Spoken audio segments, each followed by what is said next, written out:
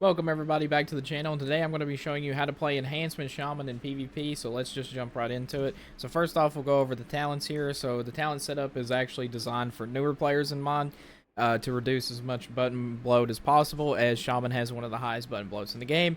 The talents will be linked in the description below. We have Grounding Totem, Shamanism, and Burrow as our PvP talents, and we'll jump right into the rotation. So we'll come over here, and to start off, make sure that you're buffing your Shaman up fully.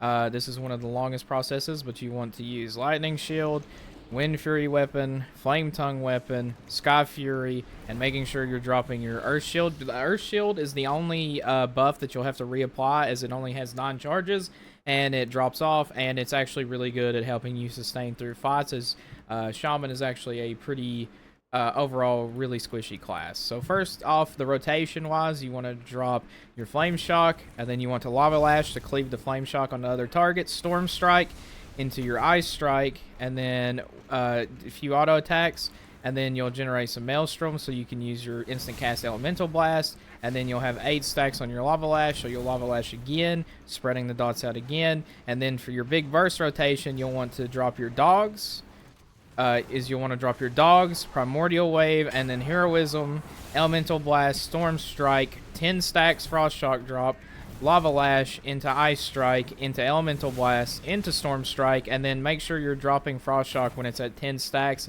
and your Lava Lash when it's at 8, it's a thing, and then you can drop, of course, your Surging Totem to do even more damage, and it also is a cleave effect. And so Shamans really excel at cleaving, and the rotation is pretty simple.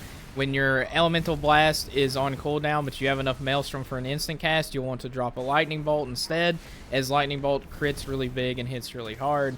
Same thing with Chain Lightning. However, Chain Lightning is not as strong, and you really want to drop Lightning Bolt on top of your kill priority target.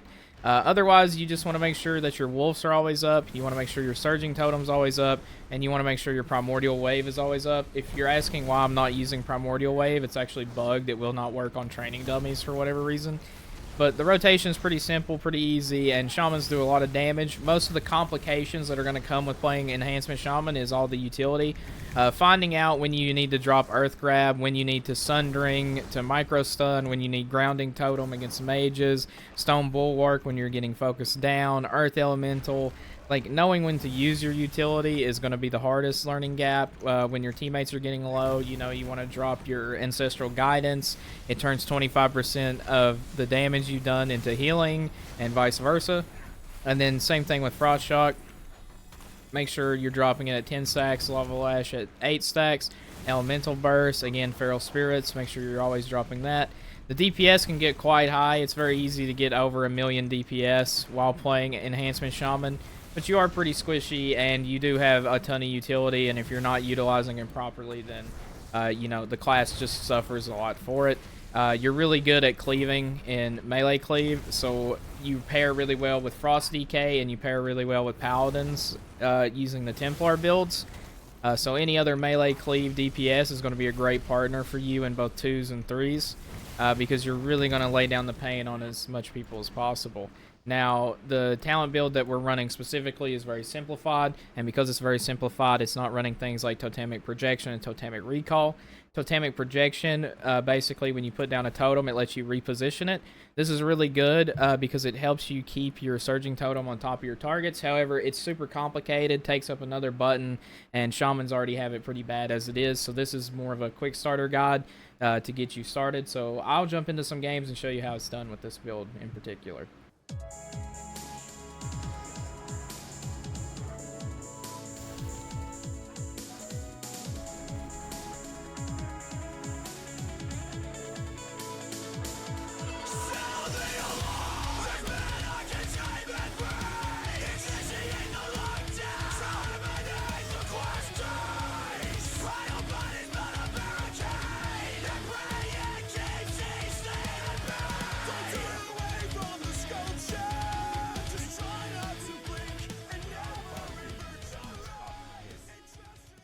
So there you go, everybody. That's how you play Enhancement Shaman. Hopefully this guide helps. There's obviously more of a learning curve when it comes to Shaman because of the amount of utility it has.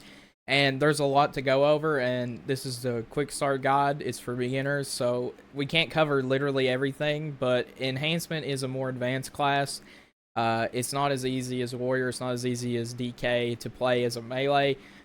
So I'm going to hopefully try and help you understand how the class works better in a future video, but this is just to help you get started. And of course, like I said, this is not the most optimal talent build, but it's the easiest talent build that also does enough to where you could get started in the match. So thank you guys for watching. I hope you guys enjoy, and I'll see you in the next video. Peace.